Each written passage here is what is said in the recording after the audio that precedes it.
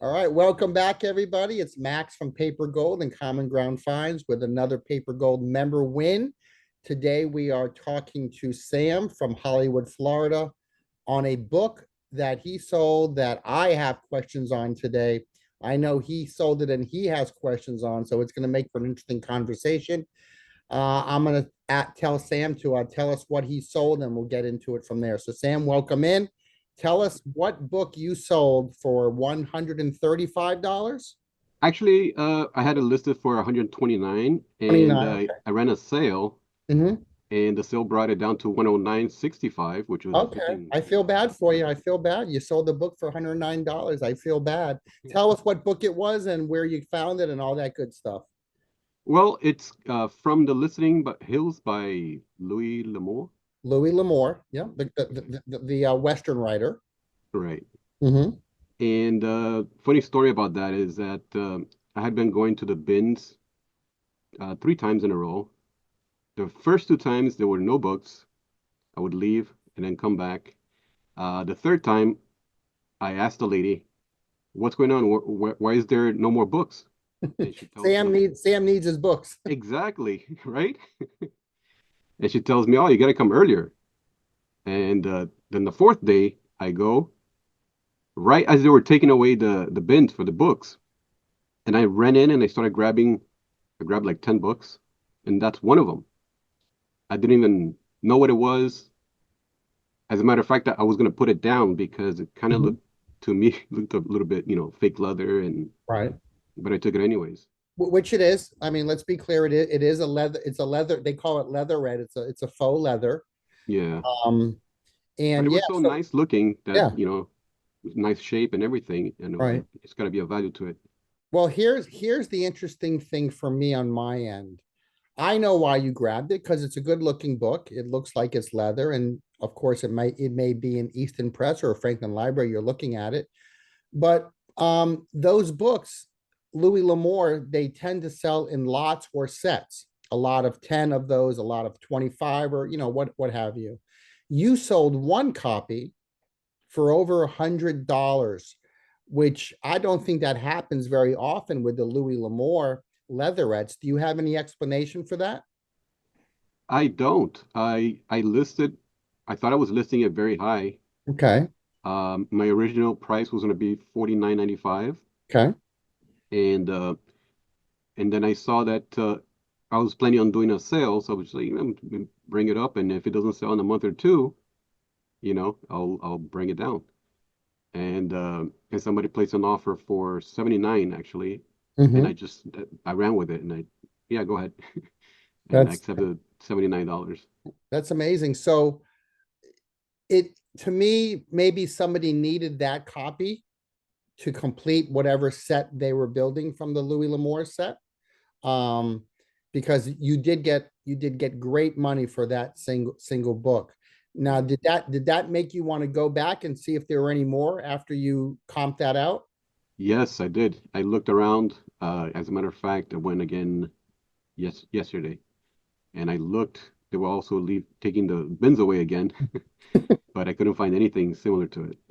Okay. Yeah, that leatherette set, and we'll have a picture of it, but that leatherette set, it's a common, I would call it a common. It's all over the place, but it's also a high demand common. So people do buy those Louis L'Amour books all the time. Um, the interesting story here is you are a new bookseller. What you've been selling for about 6 months, I would say. Yeah, maybe a little bit less than that. Yeah. Okay. And the funny story is that I found you, you didn't find me. I saw you on your YouTube page, Sam Got Fired, so everybody check that out. Sam Got Fired on YouTube, and I tried to convince you, and it took me a couple conversations to get you into the book world and come into the Patreon group and try books. So what is your thought now, 4, 5, 6 months in? Because I know you've had a couple good sales recently too. Yeah. Well, definitely books is the way to go because if you look behind me, I have about 600 books in this small area, whereas I got another shelf twice as big behind the screen that I have about 30 items, and it Mhm. covers the whole shelf. So books, not only it looks good, you can find it at either free or a Right. dollar. Hmm. And the ones that don't sell, they could just stay there. And the ones that sell, like this one, which kind of amazed me. Um, there are a few of those every once in a while, and it's an amazing a thing to do is just sell books. I had never thought of selling books before you reached out. And so you bought the book at the Goodwill bin. So what did you pay for the book? So some people may not have a Goodwill bins near them. So what did you pay? Well, the funny thing is, I sold it for 79 and I bought it for 79 cents. So you bought it for under a dollar and you sold it for just about $80 on that.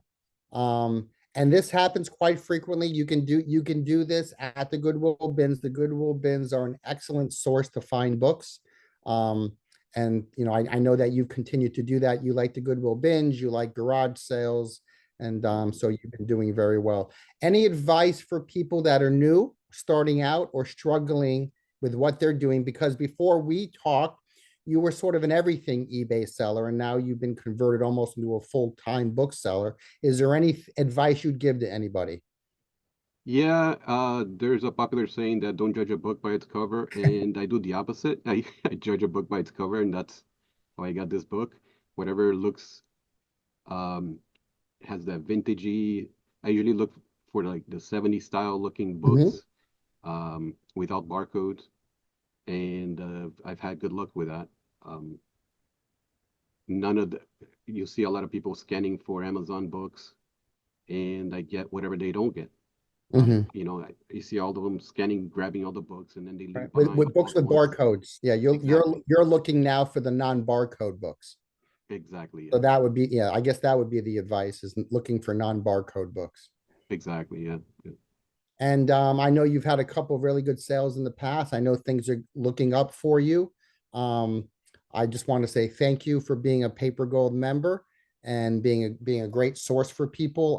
They definitely enjoy your YouTube channel, which we'll link below. And I thank you for your time today. And I'm sure I'll see you tonight on a Zoom call. Yes, thank you so much. Thank you for your inspiration and everything you've done so far for me. Thank you, Sam. Bye bye.